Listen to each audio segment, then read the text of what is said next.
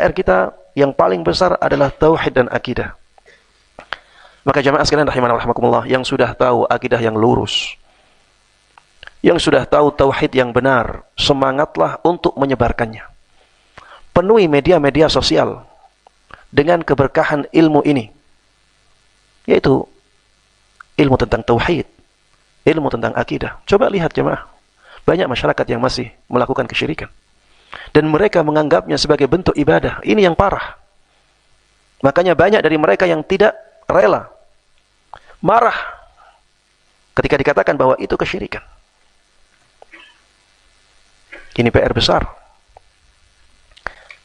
Banyak praktek-praktek di masyarakat yang diwarisi dari nenek moyang yang bertentangan dengan nilai-nilai tauhid.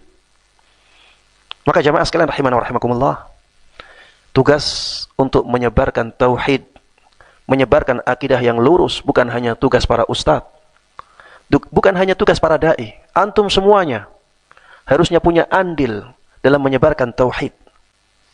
Harus punya andil dalam menyebarkan akidah yang benar.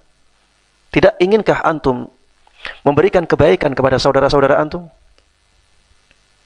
yang sudah belajar tauhid dan akidah yang benar dari majelis-majelis ilmu, dari kajian-kajian ilmiah? Jangan disimpan untuk diri sendiri. Kita ingin ilmu yang bermanfaat, yang bisa menjadi umur kedua kita. Maka sebarkan. Menyebarkan ilmu tidak harus menjadi seorang ustadz dahulu. Rasulullah sallallahu alaihi wasallam mengatakan, "Ballighu anni walau ayah." Sampaikan dariku walaupun hanya satu ayat.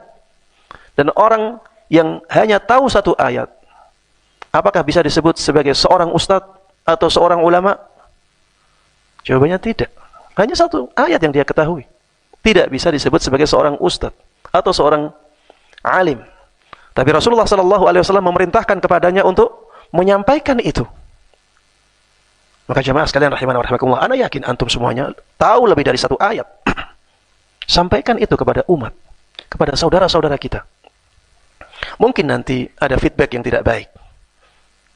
Ya wajar. Seperti itulah resiko menyebarkan kebaikan. Kata Allah Subhanahu wa taala ketika mengisahkan pesannya Luqman kepada anaknya, "Ya bunayya, aqimis shalah wa'mur bil ma'rufi wanha 'anil munkari wasbir 'ala ma asabak." Wahai anak kecilku yang aku sayangi, dirikan salat, perintahkan kepada yang ma'ruf dan ingkari kemungkaran. Wanha 'anil munkar, cegahlah kemungkaran, laranglah kemungkaran. Wasbir 'ala ma asabak, dan bersabarlah terhadap apa yang menimpamu. Ketika kita berdakwah, menyampaikan kebaikan, berdakwah mengingatkan manusia dari keburukan, ada feedback yang tidak baik. Makanya Luqman berpesan kepada anaknya, bersabar setelah berpesan tentang amar ma'ruf nahi mungkar. Jemaah sekalian rahimana wa rahimakumullah, akidah, tauhid, dan menjauhi kesyirikan, ini merupakan tujuan utama manusia diciptakan. Wa ma khalaqtul jinna wal insa illa liya'budun.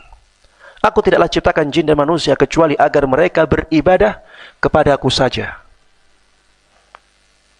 Ketika dengan menuntut ilmu agama kita bisa mewujudkan ini, maka sungguh ini merupakan keberkahan yang luar biasa dari menuntut ilmu agama.